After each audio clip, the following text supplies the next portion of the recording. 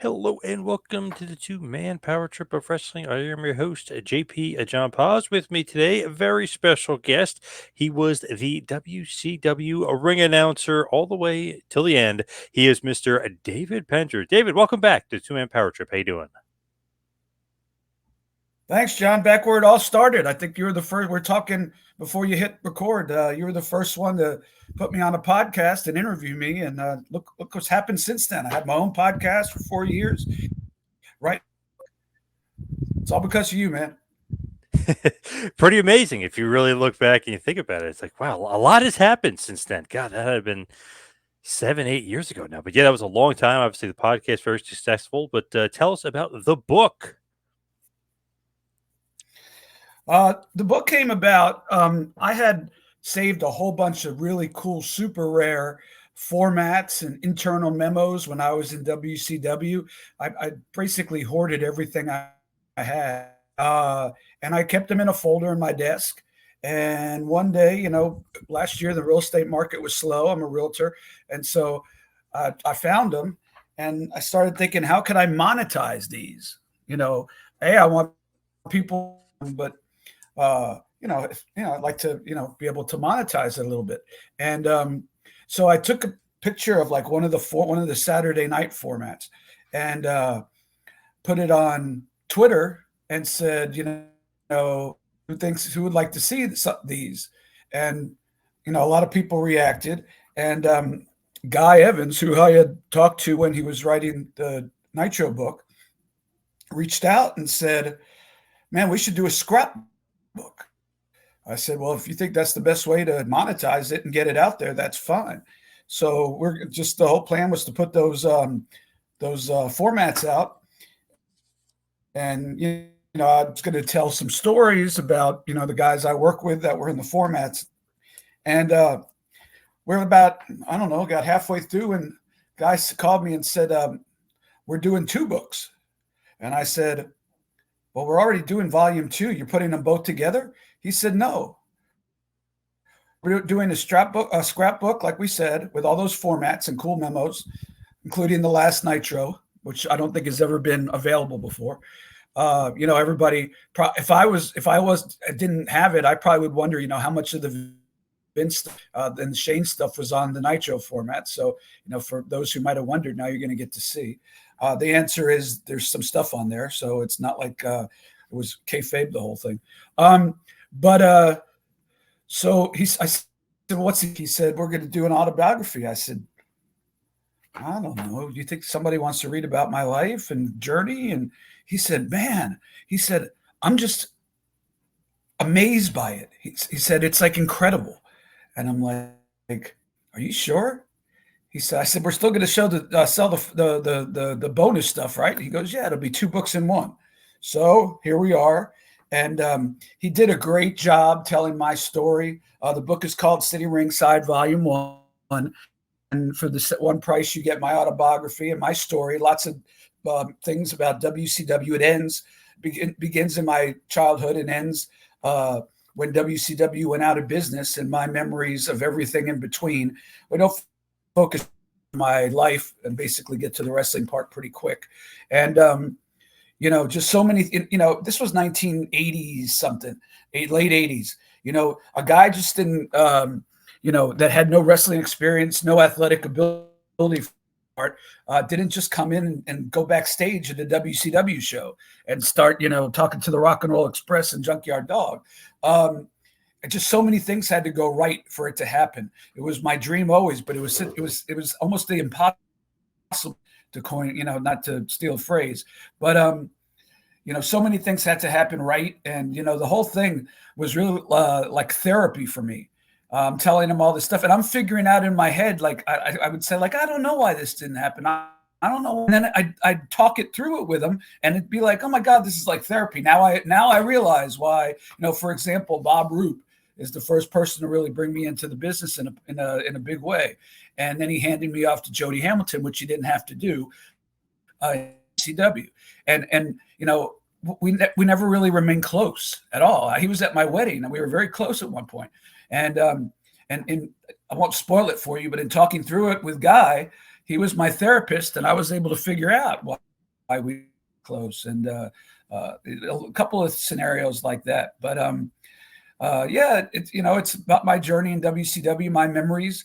We talk a lot about obviously the Monday Night Wars, and the memories of what went on behind the scenes, and some fun stories, a lot never before told, and just go from there until it pretty much ends when I was walking out the office with my box full of stuff.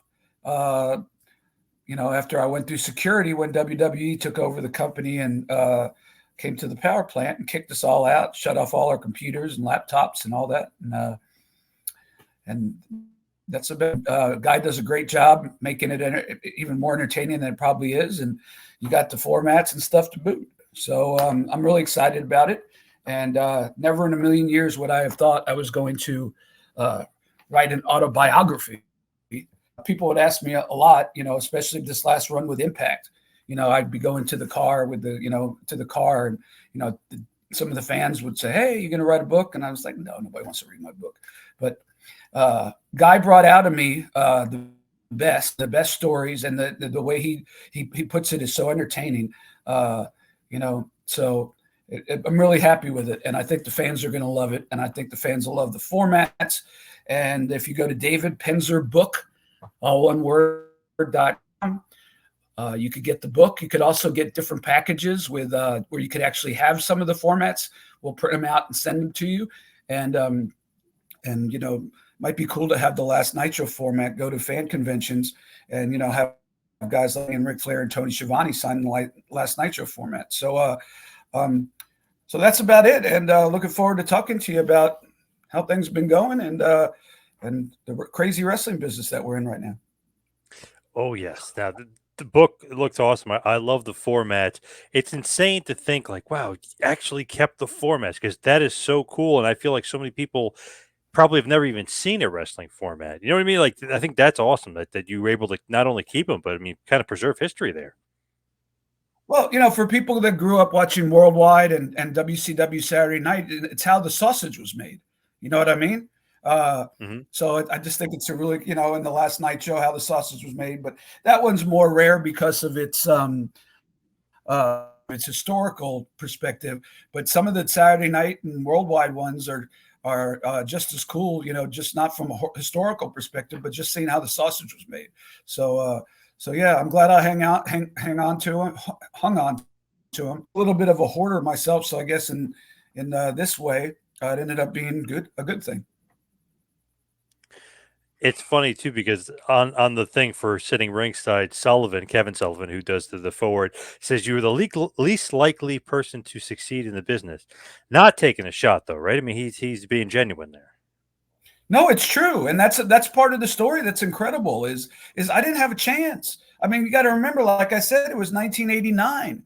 The things like this didn't happen. We live in a world now where if you want to be a ring announcer, you could be a ring announcer at your local indie shows. Probably they won't pay you anything at first, and then they might pay you a little bit, and then you could try to climb up the ladder. It's a crowded ladder for sure, but it doesn't hurt to try. But at least there's the opportunity.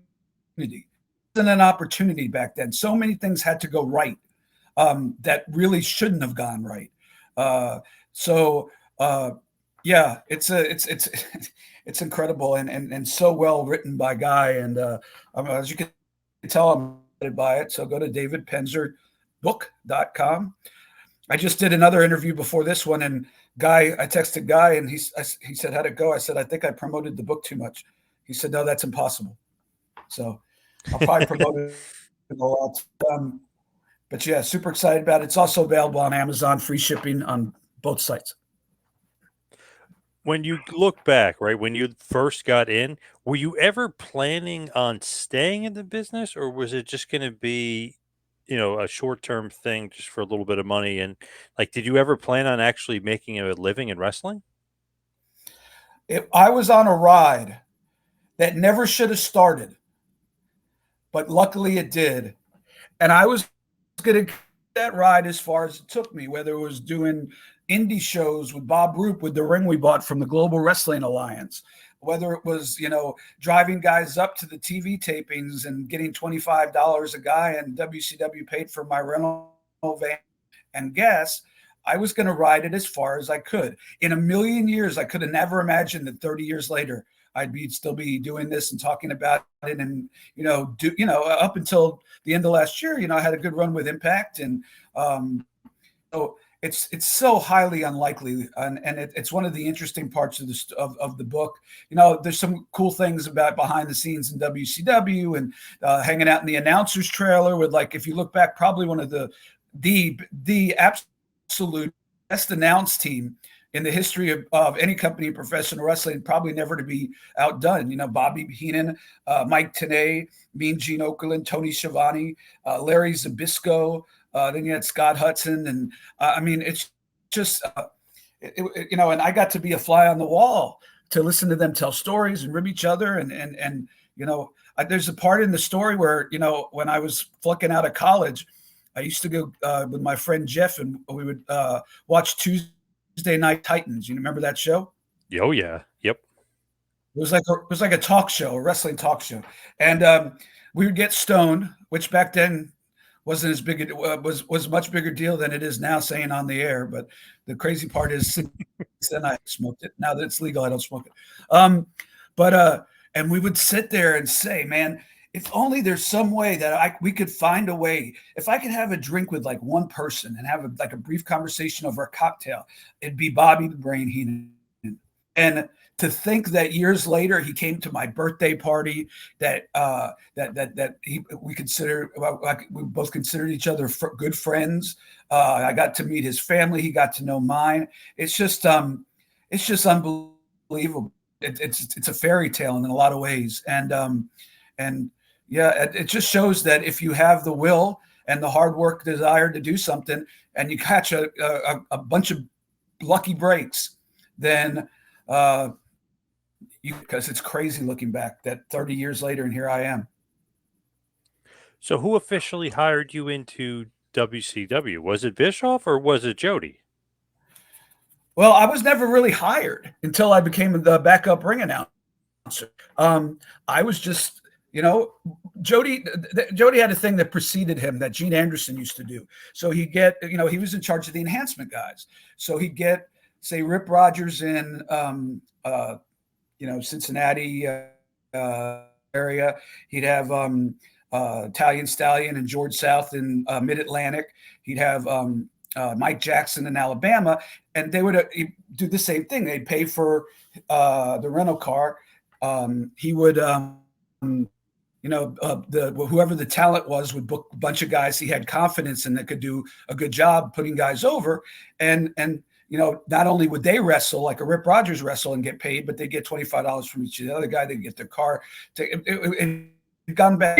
And so when Bob Roop went up there for his short stint as a road agent with Ole Anderson, I asked him, hey, see if you could put in a good word. Never in a million years thinking that he was going to do it. I remember back then, and even now, you put in a good word for somebody and they end up screwing up, it could be your ass on the line too. But he handed me off to Jody, and Jody said, look, I know you don't wrestle, but we'll rent you a truck and a van and pay for your gas, and the guys will each give you $25. And I drove across the whole state of Florida, across up and across back, and every week. And I was just going to keep going. I was going to keep coming. They told me not to. They never told me not to. And then I got the opportunity to compete for the backup ring announcer, and the rest is history. And I actually took a pay cut. It's in the book, the specific amounts, but I actually took a pay cut to become the ring announcer. Wow, that's crazy to think, because you're actually going to be on TV, you're going to be ring announcing, and it's technically a pay cut. I guess because all that extra money driving around, I guess it adds up. Yeah, well, back then we had, at first it was just one night and back, so we would just drive up, drive back, and take turns driving. Then it was 2 nights, so it was double pay. And then I got some other, I don't want to give away too much of the story, it's in the book, but I got some other people areas involved and got $10 of their $25. And we'd go to Disney for a week, and all that money adds up. So when they told me how much they were going to pay me, which probably will shock people, to be the ring announcer, WCW propensity to spend money. It was a pay cut, but it was an opportunity that look what happened. I couldn't never have imagined, like I said. The ATM Eric thing maybe is a false narrative, I guess. Well, I was an employee, a Turner employee, and it wasn't of my choosing. So I didn't really have a contract that came up for renewal. I got cost of living, I got raises when I hit certain years. And really the cool thing about it was, I never had a conversation with ATM Eric about my money, although as you'll see in the book, he did help me out on one particular important situation. But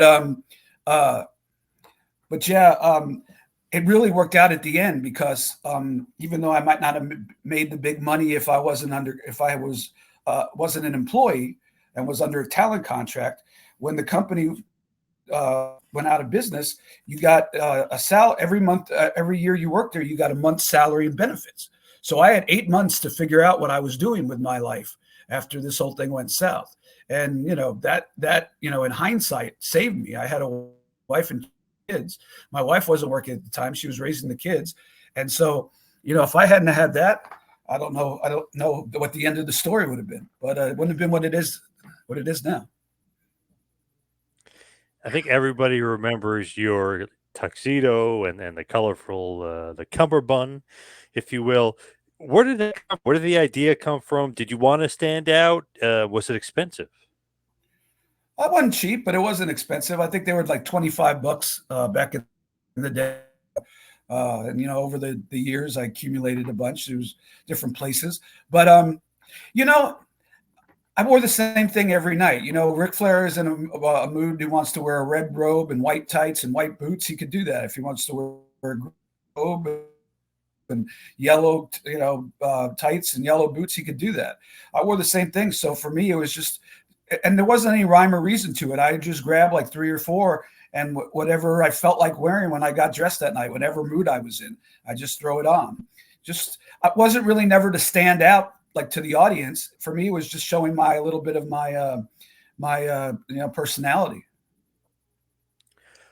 When that thing happens with Jericho, that great feud. Obviously, he destroys your tuxedo at one point. Then he apologizes, but then he flips out and he snaps again because he lost.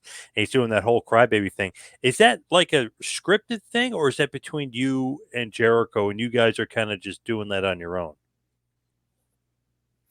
No, Terry Taylor was involved in that. Terry was a big fan of Chris's, and Chris wanted to turn heel. He came up with most of it. Terry, approved it and would throw in things. And, I might throw in a quick idea here and there, but I'm certainly not any credit for that. But it was fun to be able to have a little bit of creativity, even if it's just a little say here and there. Jericho is so talented, and it's the nuances, it's the small that people don't think of. If you go back to that whole period, so he would take my chair and he'd beat it up against the ring post, and then he'd rip my tuxedo off. And then the next week he'd bring me a new tuxedo jacket, which makes sense. But he'd bring me a chair in a building 5,000 chairs. Like, I didn't need him to bring me back a chair, but it's just that if you go back and look at anything that he does, it's the small nuanced stuff that he comes up with that just takes it to a different level. And I was really lucky to be involved in that.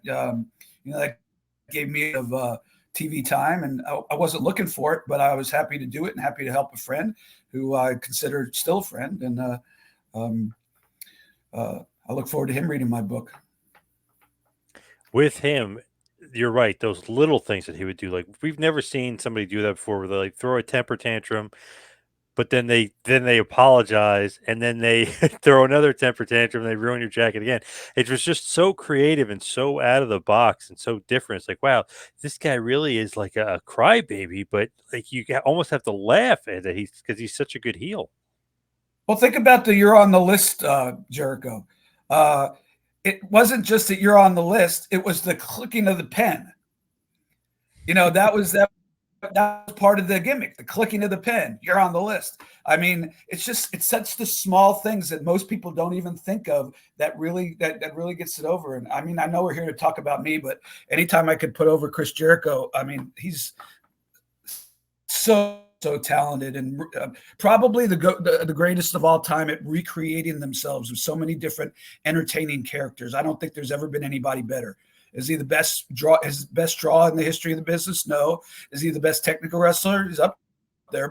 But as far as creating so many different entertaining and money drawing characters, I don't think there's anybody that comes close.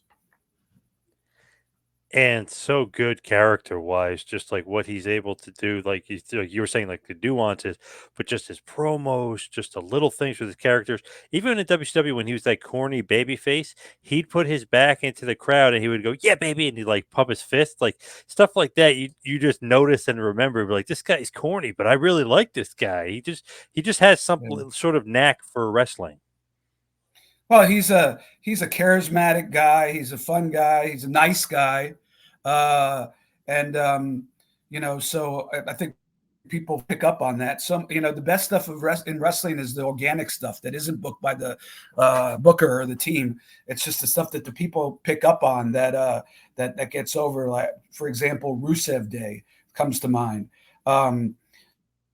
So stuff like that's organic. That's my favorite stuff. The bloodline stuff. I started watching the bloodline angles just because if you remember correctly, Jey Uso couldn't stop laughing during a segment and viral, and I saw it on Twitter. So I didn't even watch WWE at the time, but I was like, well, this looks sort of fun. So I DVR'd SmackDown and I watched it again. And to this day, I'm an avid follower of the bloodline. I look to it every week or 2 weeks whenever Roman's there or Paul Heyman.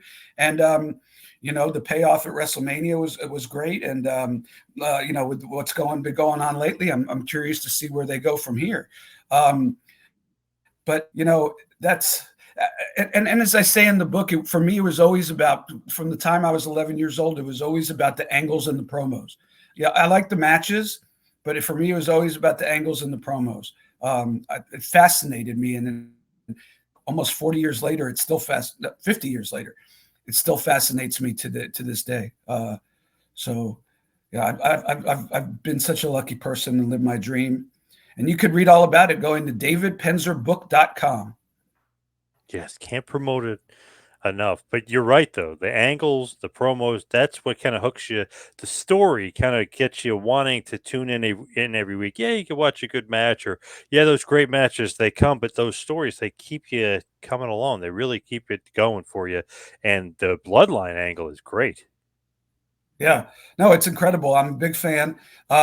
Maybe I'll go on a limb and say maybe the best angle for its longevity in the history of the wrestling business. That's saying something. Think how long it's gone on for, and you don't even know where it's going. You got Solo and his sidekick now, and Heyman's doing a tremendous job of being horrified by that, which really makes me wonder where it's going to go. Of it, if you don't know, a lot of stuff in wrestling, is given away, and I understand there's a business there that people make money by giving behind the scenes information. But I always think that the most fun is when you don't know. TNA did Rebellion this weekend, and they did a promotion where who's going to be in the ring when the lights go out. And earlier in the show, in the semi-main, they had the lights go out, as you probably know, and Sami Callihan was there. And, big return. Sammy's really popular there. Was kind of when he left. And so you're thinking, okay, that's the lights went out. Sami Callihan's back. And you don't even really think anything of it. And then after the main event, the lights go out again, and Broken Matt Hardy. Holy crap. I mean, if that had gotten out before, that would have been such a letdown. But I think about Jordan Grace. Imagine if she'd have came out in the Royal Rumble and nobody knew about it. As good as the whole freaking thing was, and as much got, imagine if nobody knew about it. It's just, I understand. Like I said, I understand there's a business of giving the secrets away. It's always been around, but it's it's maybe 2 available if you get my drift. Yeah, I actually try to avoid some of that stuff, especially if I want to enjoy the show, because sometimes that could take away from the show. Like you want to be surprised. Yeah. You don't want to know what happens next. I will tell you, with all the time I was with Impact Wrestling, how tight this company is as far as being a family. Not one time for 3 years with Impact Wrestling. And look, spoilers get out now because they're taping TV in front of the fans again. It's not live, so obviously they're going to get out. You could see everything, all the matches that happened the second night where they taped 2 weeks of TV in Vegas the other night. But when we were doing it in the empty arena in Nashville, not one spoiler got out about anything. Not one time in years, other than when we went back in front of the fans and we weren't live. But other than that, whenever we were live or we were in front of no fans, not one spoiler ever got out, which is a real testament to that company and the believing in it and loving each other. And if you don't watch TNA, formerly Impact Wrestling, formerly TNA, I can't say enough about the product. I wish Scott was still there, but that's out of my control, obviously. But it's still a great. And if you don't check it out, I suggest checking it out. And when you do that, you can check out davidpenzerbook.com. Yes. Or Amazon. With Impact. Yes. With TNA, with Impact, what do you think is missing from them? Because they've been great for a while now. They've been able to put on great shows. What is kind of the missing ingredient with them? They're on a skeleton budget. I mean, what they do with that, with what they have is incredible. I mean, you would think that, that there 25, 30, 40 guys on the production side. There's 7, maybe 8 that put all that together. They work their butts off doing it. And it's just, I hope it gains traction. I hope maybe they could get on a different network or the network becomes more popular. The shows, I think, are entertaining. A lot of it was based on Scott D'Amore and the trust that so many wrestlers had in him. They would leave money on the table, so to speak, to come to TNA because they knew Scott and they trusted Scott. I don't know how that differs. Obviously, we had a few returns this weekend at TNA, so I don't know if that's going to change at all. But Scott, I know you probably followed it when Scott was gone. There's a big, it's almost like your father, got kicked out of the commune. But again, you can't change what you have no control of things. So people slowly but surely said, we love Scott and we miss him, but we're going to keep rolling and see where this takes us in with the new management. And, from all I hear, it looks to be good. I know a lot of people still miss Scott. And, again, this is a crazy business. And just when you think you have all the answers, as my buddy Piper used to say, they change the questions. Yes, I love that. I know you and Roddy obviously were pretty tight. When you look at Impact, I think I was as tight with Roddy as you could get, other than maybe being like immediate family. I spent 40 days on a tour bus with him. So I mean, you get to know somebody after spending 40 days in a bus. So as his tour manager. So, but yeah, close. Roddy was kept most people at an arm's length distance. Very interesting guy, possibly the most interesting person of a ton of interesting people that I've met in this business. That book tour was great. I was at one of the signings. Just he's like the nicest guy ever. Crazy. Hogan and Piper might be the 2 nicest guys I've ever met in the business. I met hundreds of wrestlers, but it's crazy that those 2 might be the nicest and they might be the 2 most famous. Roddy is so warm, he would, not only shake your hand with one hand, he'd put both of his hands around it. You know what I mean? He'd pat you on the back. Now, don't get me wrong. And we talk a lot about it a little bit in the book, and we're going to talk more about it in depth than too, because like I said, this book ends in WCW going out of business. But yeah, and we got a whole bunch of bonus stuff for volume 2 that's going to blow your mind. So the bonus pages are still there and all the really cool content. It's just not WCW stuff. But yeah, Yeah, he just if he was paying me to do his business and to do a job, and if he didn't felt like I was doing the job, trust me, that warm guy went away, and business Roddy came there. He wasn't like an asshole, if I could say that on the show. He just was very direct, and I appreciate direct people. A lot of people bullshit in this world. I'd rather what you think of me and how I could fix it. So that, but there's definitely two Roddies, and the one you saw was very warm, and the other guy was a businessman who was trying to make a living for his family and protect his image. With Piper too, man, his debut in WCW, that was great. When he showed up at Halloween Havoc '96, it was almost like, okay, WWF ruled the roost. Then WCW gets Hogan. Well, obviously, why you're there. WCW kind of becomes obviously equal WWF, maybe a little bit ahead. Then Piper comes in. The NWO is there. That just took it to another level. I mean, then it was like, okay, there's no turning back. The 83 weeks of dominance was in full gear with Piper there. Yeah, well, I mean, about not wanting to know things. And when growing up a huge Piper fan, one of my favorite wrestlers of all time, if definitely top three. And just I grew up watching George came, did the color with Gordon Soley, and then turned babyface against Don Morocco in that famous angle, and then when did Piper's Pit. Like I said, I'm the two things are the interview, the promo, the angles, and there was a promo on every Piper's Pit, and on 90% of them there was an angle. So who of course I was going to love that. So when I heard the bagpipes, man, that little 11-year, 12-year-old, 13-year-old kid in me, yeah, I was there sitting at a tux and hosting the event, but it was so cool just to I had no idea, never in a million years would I have thought that Roddy Piper was going to walk out and do it and do what and Hulk did on that night, and it's so cool to remember that and be there and be a part of it, quite frankly, albeit a small part of it, but still a small part. So you not getting like any sort of like, if there's a surprise, even Rat Bash of the Beach '96, Hogan's the third man, like the announcers aren't really told, right? I mean, even Heenan famously kind of says, "Oh, whose side is he on?" So the announcers aren't really told, right? Because they want natural reactions. I think the big mystery with the Hogan heel turn was whether he was going to come out and do it.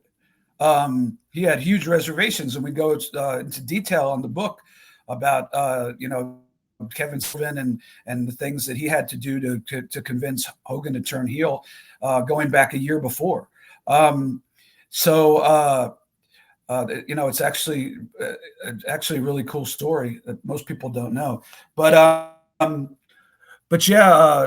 I think everybody had an idea it was Hogan, just the murmuring around the background. But the stuff like Lex Luger on the first Nitro and Piper, Ultimate Warrior, things like that, nobody knew. There wasn't a hint. There might have been 5 people, maybe the director in the truck, Janie, who had to arrange the travel and hiding them somewhere.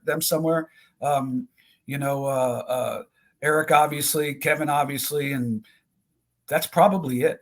And that was the fun of Nitro, That was when Lex Luger walked out on that first Nitro, a light bulb went off in my head. I'm like, holy crap, we ain't playing around no more. We just took this guy literally from WWE last night and put him on our TV.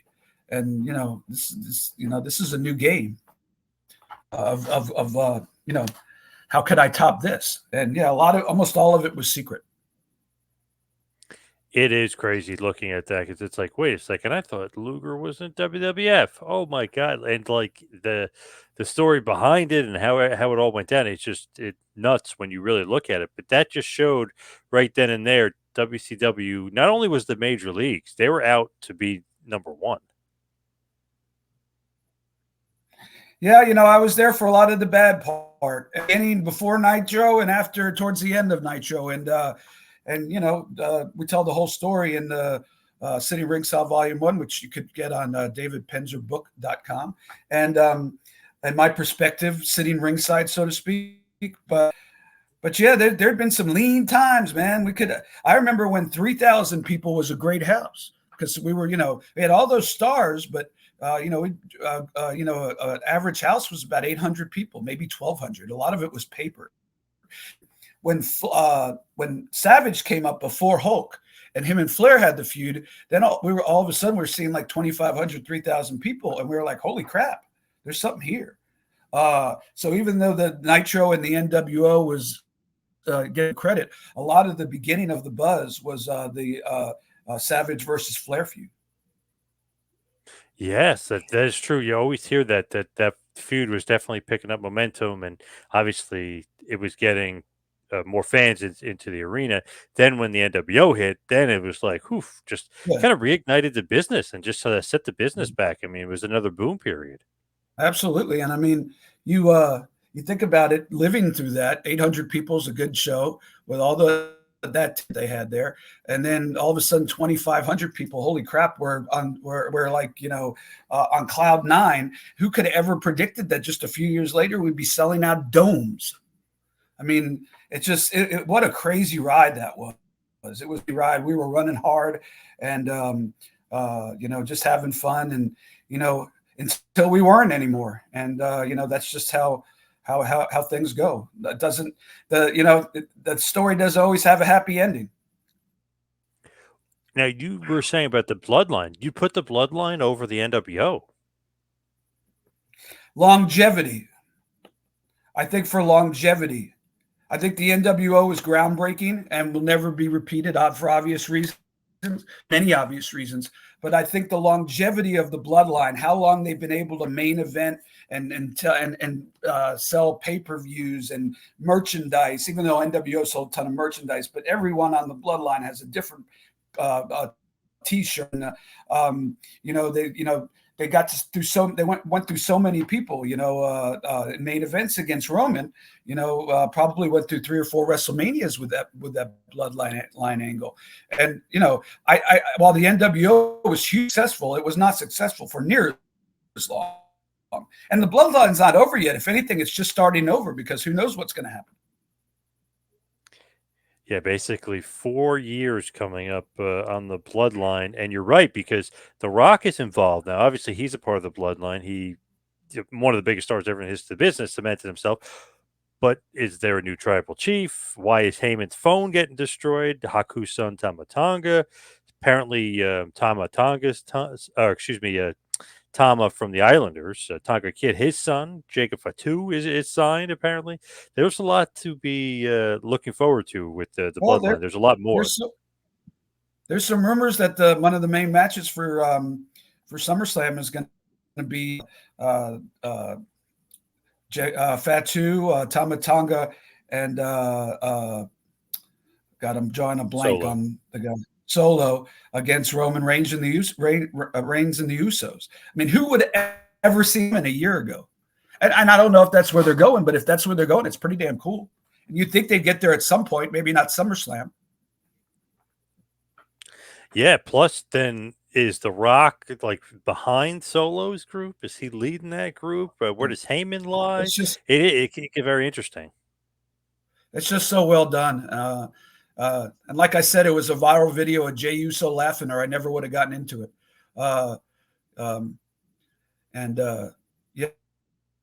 It's. I don't want to take anything away from the NWO. The NWO was groundbreaking, and the NWO basically was the story that WCW for so many years put on their shoulders and were so successful with. But it just, I think that anybody you ask in upper management that looking back would say it probably got away from us. Too many members, watered down. You look, it's very hard to keep an angle like that going for so long.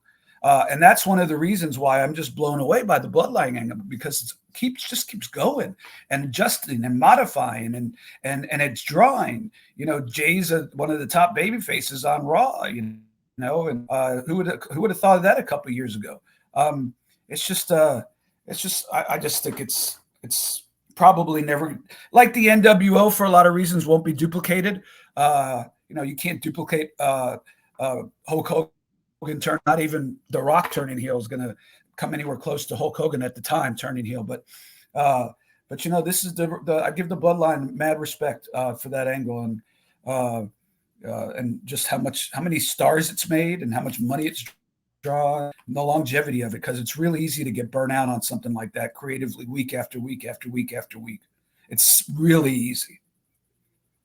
Yeah, the NWO started to get too crazy, kind of got too out of hand, and they split it up into two factions. At one point, it just got too much and too watered down. They didn't really book it for the long haul. They were just trying to get as much money out of their cash cow as humanly possible, for sure. But it did lead to then, of course, the Monday Night Wars, which was really leading to the Attitude Era and WWF taking off. Because without the NWO, there is no WWF taking off with Vince and Stone Cold. Look, I tell the whole story of the NWO from my perspective in the books, Sitting Ringside Volume 1. And from my perspective, Sitting Ringside, obviously. And I'm not trying to take anything away from that angle. That angle was freaking groundbreaking. Scott Hall walking down the stairs and making Georgia grabbing my mic and cutting that promo. You want a war, or we'll give you a war, but playing off the scheme team and all that was brilliant. That was incredible stuff that you'll never get that again. I don't think there'll be a scenario where you could get that, where Hogan turns heel after being the biggest babyface on earth, and cuts a great heel promo, and it just off with the style of the interviews that they did, and the black and white and all that. I'm not taking anything away from that. That was huge. I was honored to sit ringside and watch that and be a part of it. A little part of it, but I do think that as far as longevity, and I don't want to harp on this, but as far as longevity, I would say the Bloodline has drawn more money and made more stars over the last 4 years than the NWO did. But in that short 2-year period of the NWO, man, it was the hottest thing in the world. You couldn't go in a mall without seeing people wearing NWO shirts. Hey, I still see people today. I was at Me Wawa. I too. saw a guy wearing an NWO shirt. So it's crazy. You still see it today. Yeah, I do too. It is crazy, and that just shows what impact it had.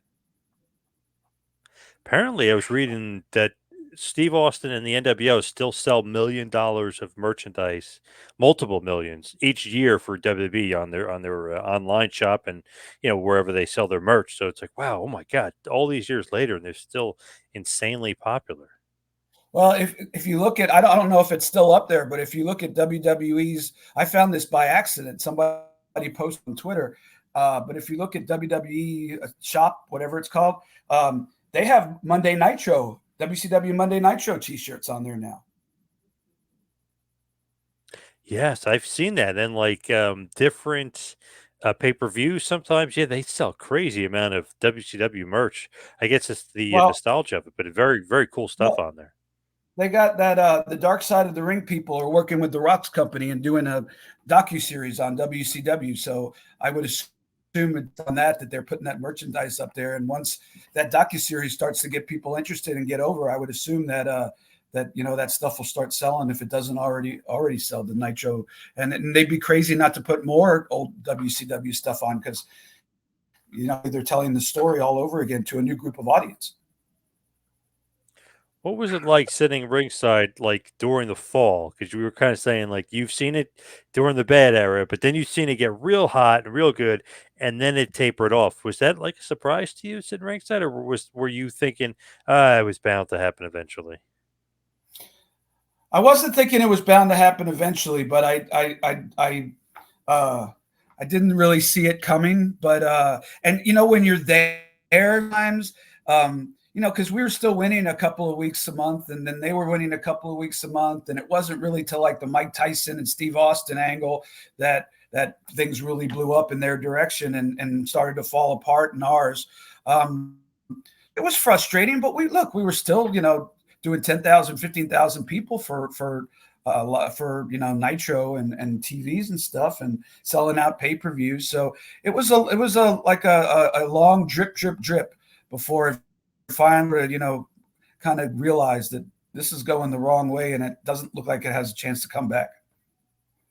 What do you think was like the death knell? People say Goldberg streak ending. Some people say the finger poke of doom. Some people rewind back to Starcade '97. What do you think it was?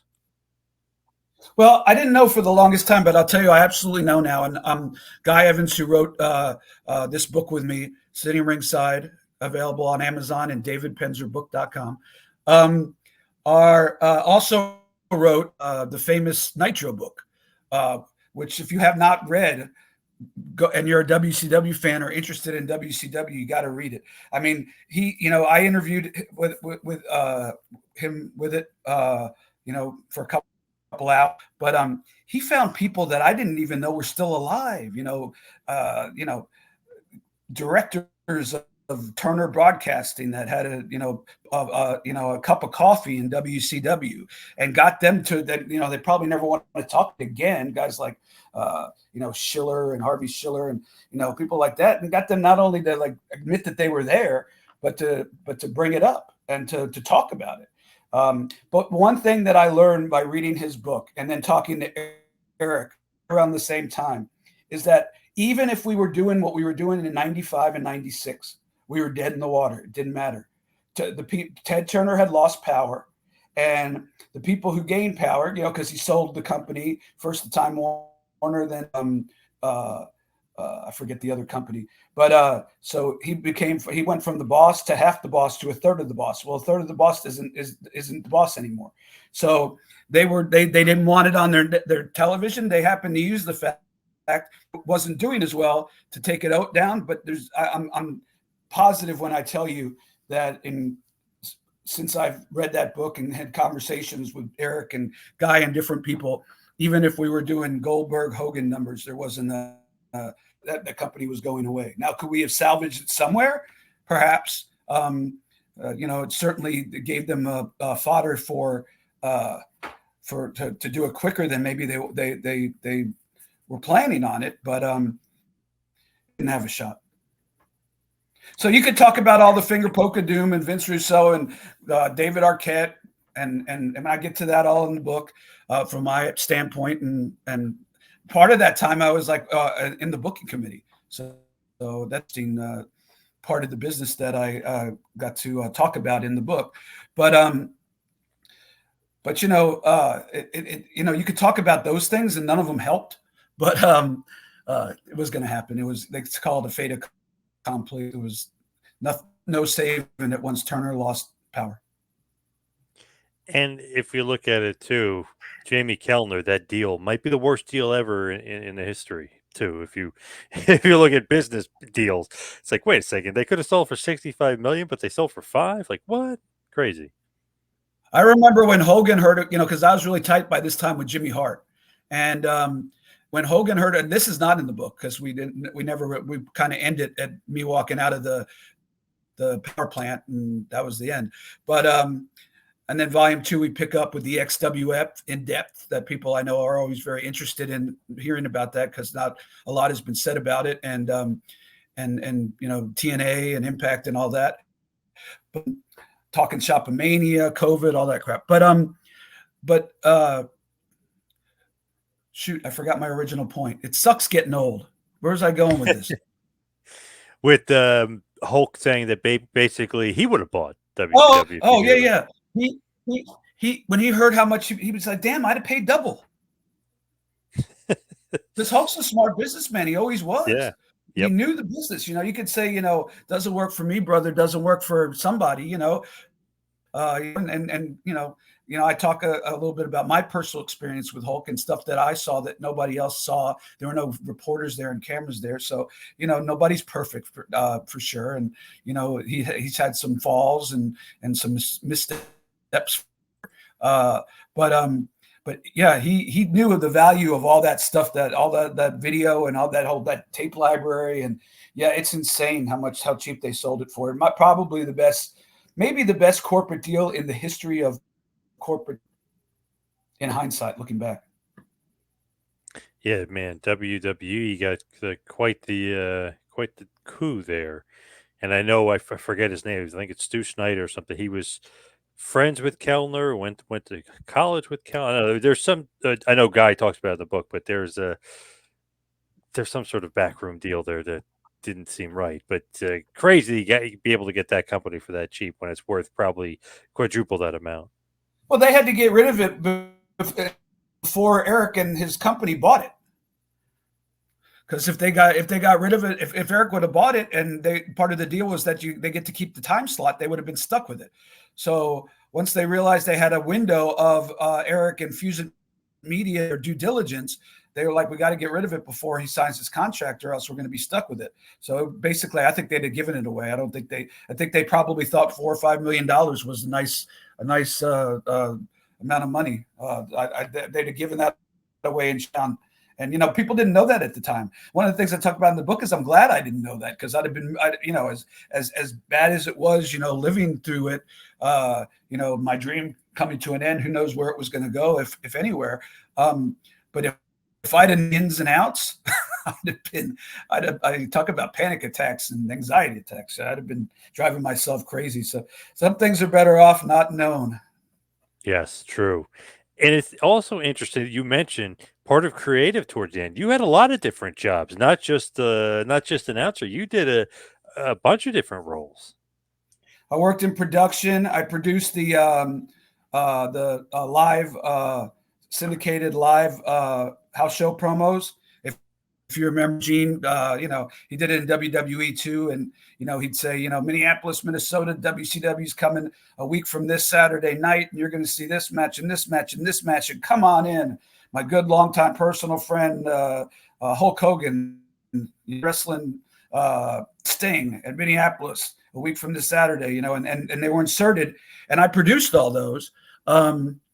Talked about Chris Jericho, a really interesting Chris Jericho story in the book about that as well, that I think people will get a kick out of. But I was doing talent relations. I was doing and part of the creative team. I didn't take anything for granted. There's a lot of people out there who could announce on a microphone. So in my mind, I wanted to do as many as I make myself as valuable as possible. The other thing is, I never had a backup. They never asked me if I wanted to back up. I never broached the subject with anybody. And I figured, just have me do it. I'm going to go to every damn show and not give anybody else an opportunity to take away my dream.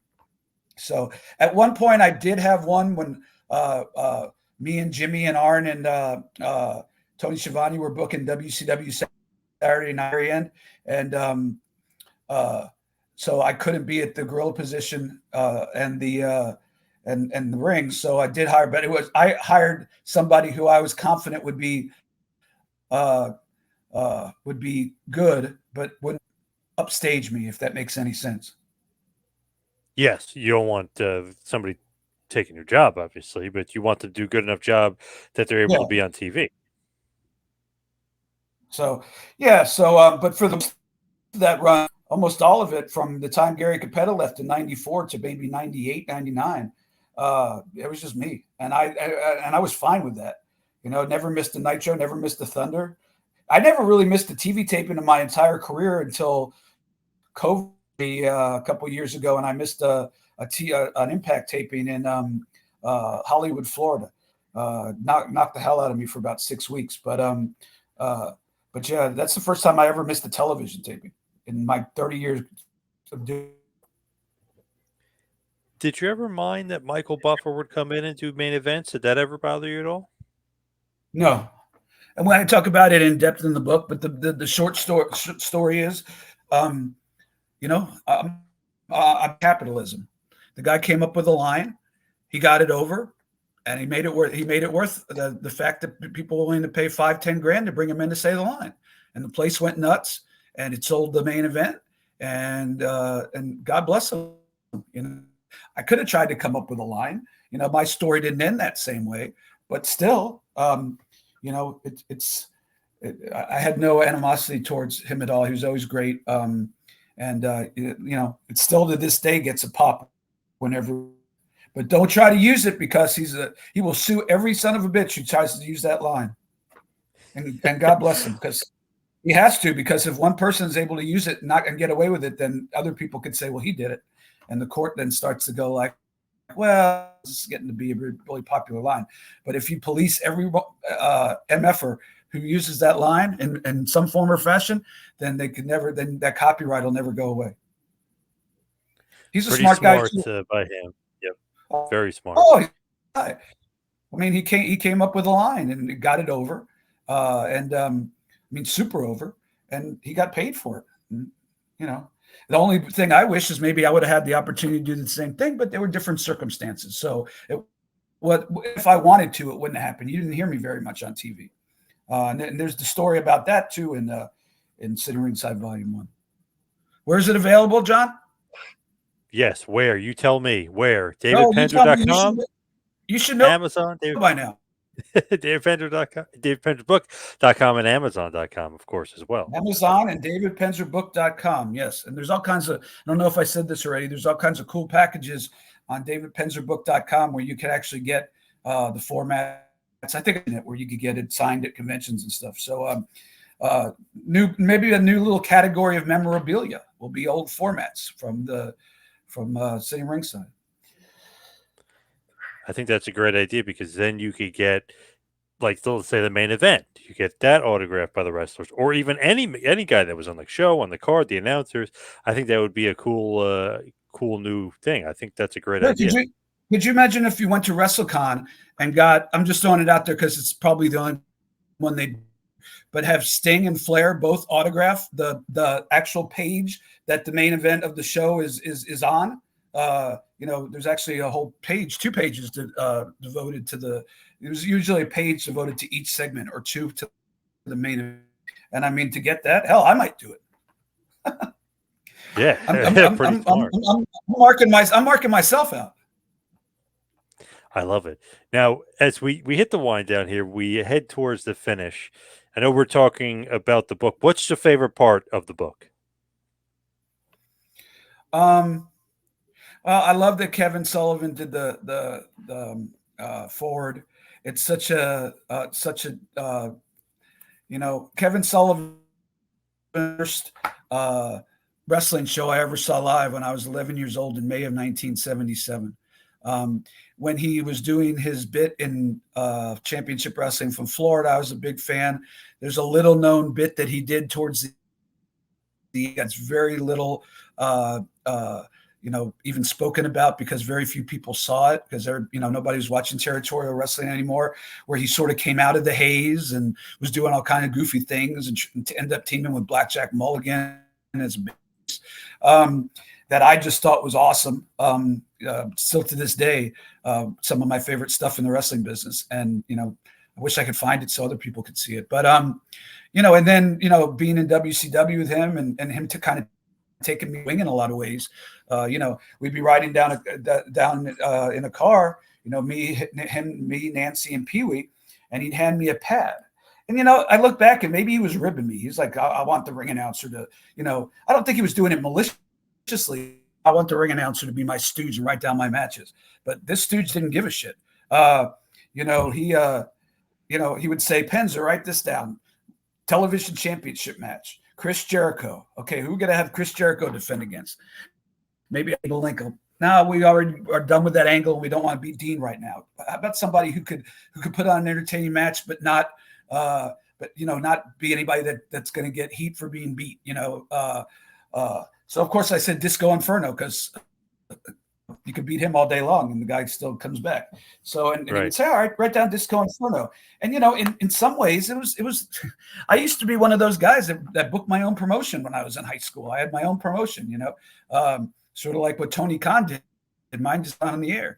And but bless him for being able to live his dream. I was one of those people, and to be able to do that, and then be able to come up with matches that are still remembered to this day that were my ideas for pay-per-views towards the end, a couple in there that are discussed in the book. And I mean, that's super cool. Being able to work with Jimmy and Arn and Tony to book Saturday night. It's inconceivable now when you think about it that nobody really gave a shit. Like to call Eric and say, this is what we're going to do. He'd rather not know.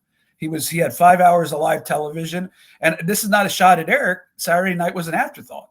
So somebody else wants to do it for you. But if you think about it now, even NXT, they have an Shawn Michaels is going to do in corporate. They didn't have any clue. The deal was we taped 2 shows in one night, so every other week, and we could use the young guys like the Benoits and the Jerichos and stuff like that who loved to do the show because they featured, but none of the big names were going to be on it. And so we kind of told our own stories and created our own storylines. And Jimmy, we talk about it in the book, but Jimmy used to say, because we started going up in the ratings. And Jimmy would say, guys, don't celebrate that. And we'd go, why? Well, because once we get too close to Thunder, we're done. And wouldn't you have it? 1 week we got a 2.6 and Thunder got a 2.7. And the next week it was a package show.